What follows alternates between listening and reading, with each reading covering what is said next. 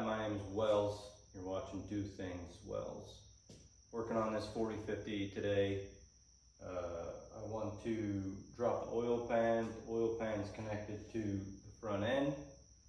So we got to pull tin off, then radiator hoses, air hose, then unbolt the front section. I'm going to rig it up over the ceiling here on the rafters with the chain hoist, and then when I'll hold up this with a jack or with chocks and cribbing is what I mean to say, and then that'll hold that front end. We should be able to slide that forward, and I'll be able to take the bolts out for the oil pan and drop that down.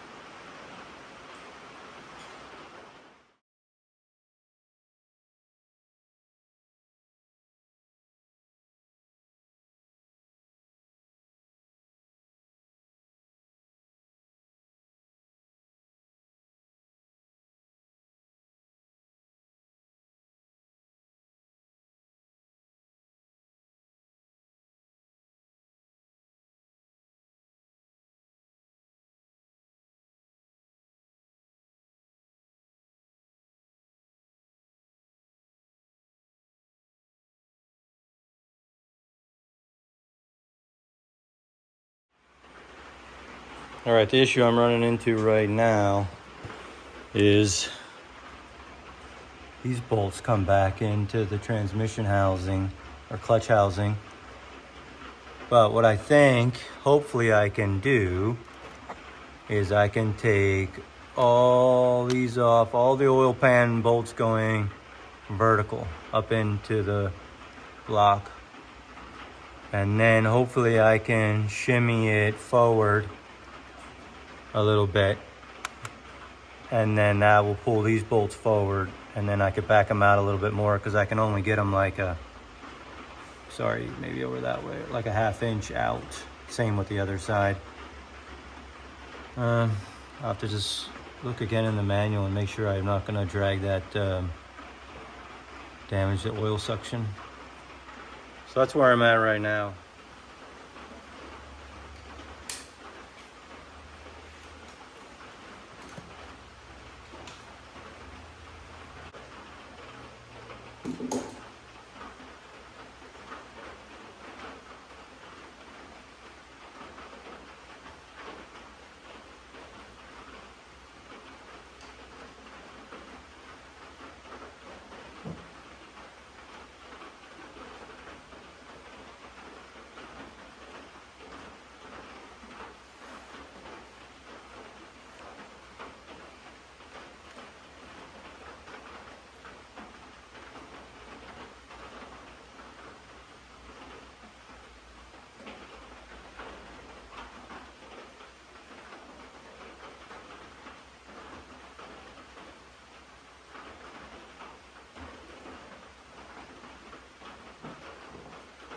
So, I'm hoping.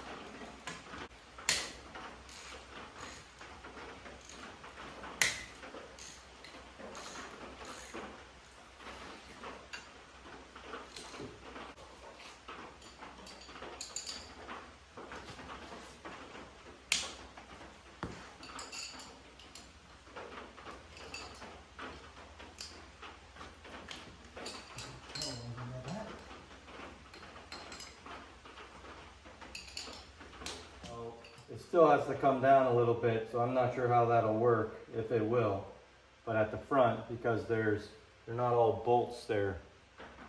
This front 1, 2, 3, 4, 5 on each side are actually studs. So so hopefully I can get it to kind of come down, and then we can kind of bump it forward and then back these off.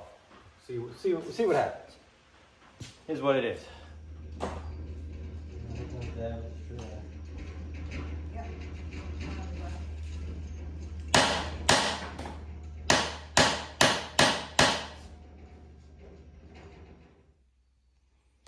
All right, it's actually been quite a long time. I mean, same day, but it's taken me a while to figure this out. All right, so I got the gap, and this bolt is backed out as far as it needs to go. So it's out now. It's basically how I judged it. Once I figured it out, it's basically the width of the head to get out of there. Give you an idea. This side hits the casing a lot sooner than the other side. It should be out.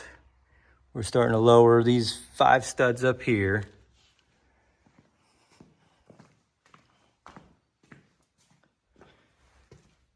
And then the only reason I had a screwdriver in is because it was teeter-tottering. So this is just a wedge. But it's dropping evenly. It's solid on the jack now. So I'm just gonna lower the jack a little bit, and probably lower, and keep it on there because I just gotta balance it. Not sure. I'm guessing I'm in the center, but we'll obviously find out.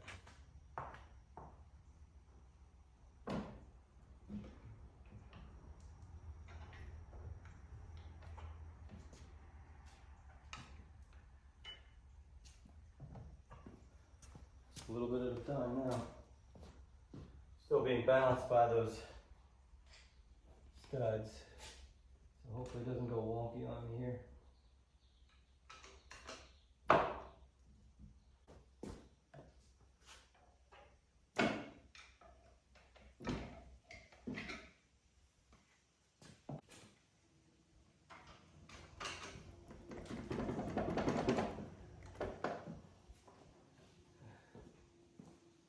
That thing's heavy as the dickens.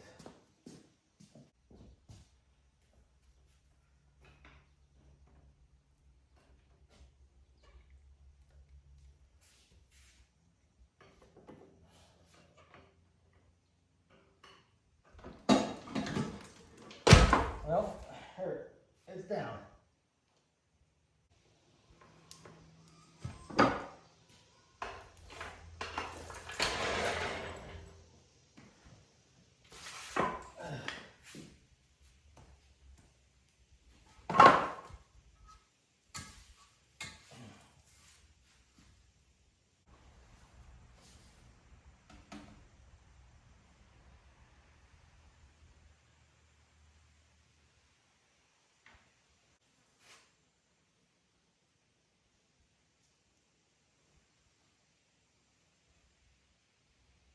They all feel tight. That's good.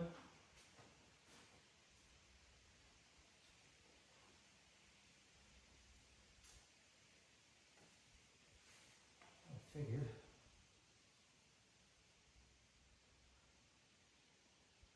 My end seal is good, so I didn't think that was going to be trouble anyways.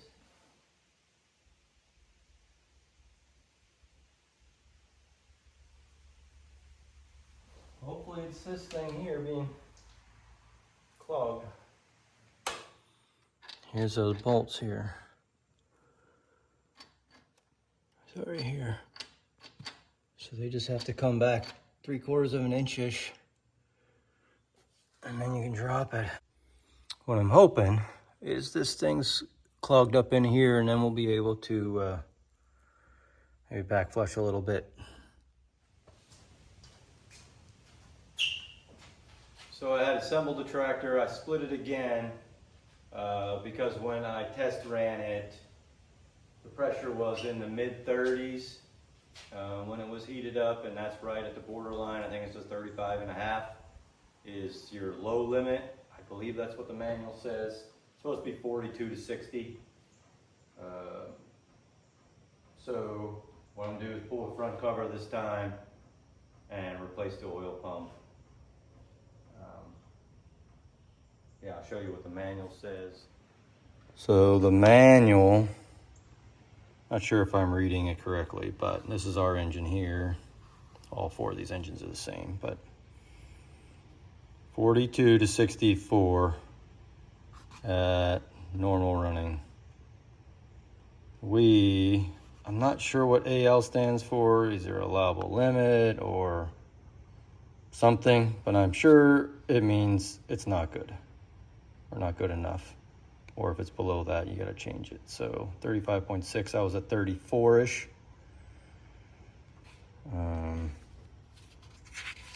So the sort of reason I got some of that is if you go to like valve clearance, or sorry, we can even go back to the oil pump. So that has a rotary style oil pump, and AL, like if your clearances are more than 0.25 mil, or this is what the range should be, and I guess this is the not so good range. So I'm assuming the same thing with the AL and the VR, AL, VR. So that's what we're going with. That was the reasoning on pulling the pump. So we got this here. What we're gonna do is we gotta pull this first, pull these off, get this out of the way. And I think it'll help us take a spring off here, it's governor spring, and then also help us get off the stop spring, which is on top of this one. Then the water pump can all stay on. It says to take this, the RPM on, but I don't think that matters. So we probably leave that on there. We gotta pull the pulley, and then whatever, a whole bunch of bolts. So in the manual, starts here. They say start with this one, but it's kind of hard to get that spring off in here. I think I need to get that side cover off. before we can get the spring in. So we're doing that, and then pulley. Then the governor spring, start, stop, spring. Moving our way through. That's where it's connected into the, that's where it's connected into the gear. And then we can pull the case off. Tells you how many bolts and the size. So we'll see what we get. All right, so you gotta remove these two springs. There's one inside the other here. Connect to this arm, and then this sets down into there. But both of those springs go into that slot right there. And once you get those off here, then you got to put this in the neutral position here, and then you slowly wiggle it up in there without dropping it off. The book says there's 3 different size bolts, which is true. And it says there's only 3 of them that are smaller, 1 that's longer, and 10 that are all the same size. Well, it's actually 4, not 3 that are shorter. And then I mark which ones they go to. There's 1 on this side, 3 on that side. And then we just bapped it a little bit loose, and we're ready to pull it off. There are a couple alignment pins. You got it.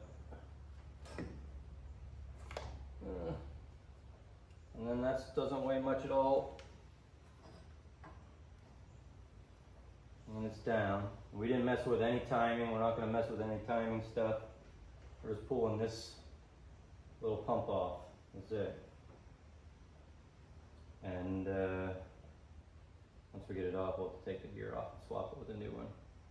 And then I have these 3 seals here, but I didn't order this one for the water, so I have to get that one.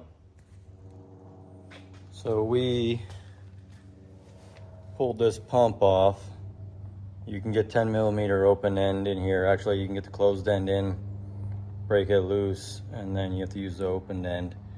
There's 5 bolts, but the bottom one actually holds the 2 sections together. So you just do the 4 on the corner.